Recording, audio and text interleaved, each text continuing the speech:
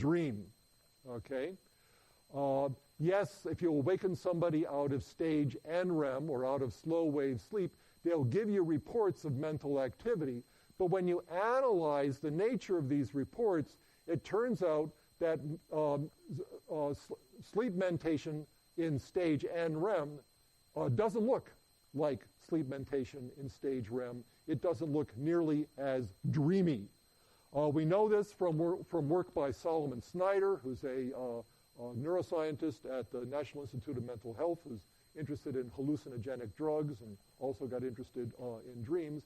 And he argued that when people talk about dreams, they mean something like this, okay?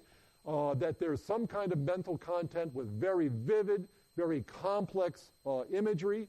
There's some kind of temporal progression. The dream has something like a beginning and a middle and an end. It's got a kind of story structure. Dreams, at least for most people, are primarily visual experiences. Most dreams take place in a familiar setting. Most people don't have dreams about dragons chasing them down Paris streets on bicycles. They might have dreams of dragons chasing them on bicycles around their neighborhood, but it's got to be typically a familiar setting.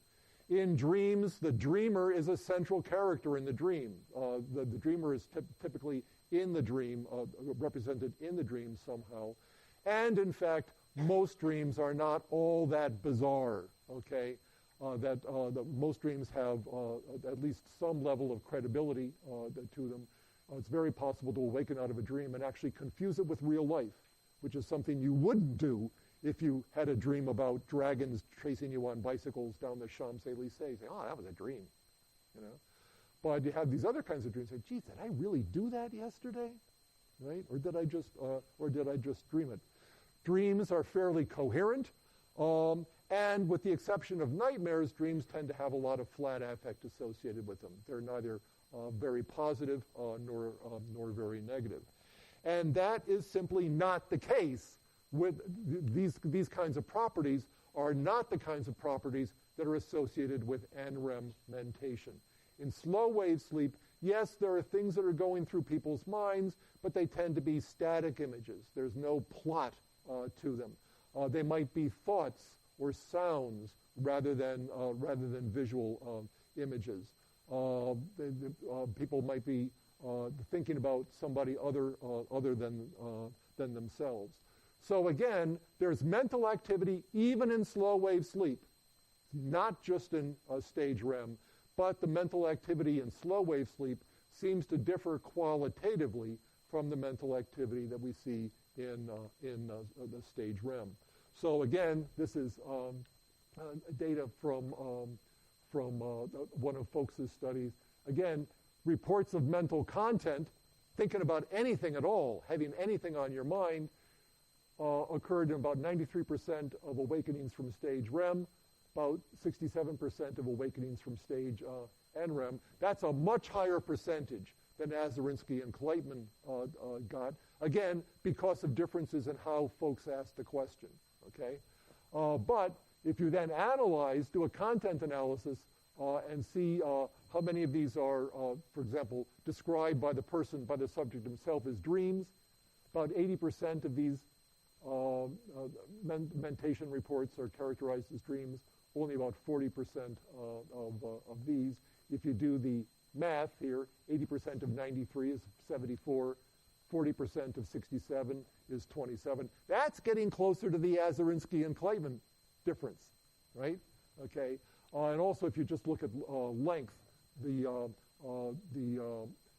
sheer length of the person's report, much longer mentation reports out of stage REM than out of stage NREM. Okay, so again, there's all this mental activity that's occurring during sleep.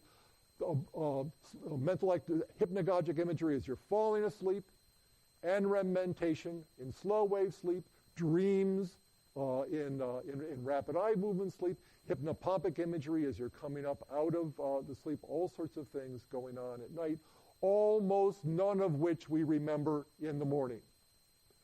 why we don't remember as much of this as we should. It's an interesting question.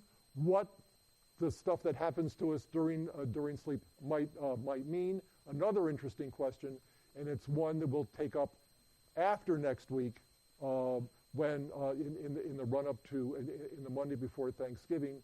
I'll come back to this topic and finish it up. It just deserves more time than I have right now. For now, next week we're going to talk about hypnosis and related states, and the week after that we'll talk about meditation, and then we'll come back to talk about memory for dreams and the meaning of dreams. Thank you very much.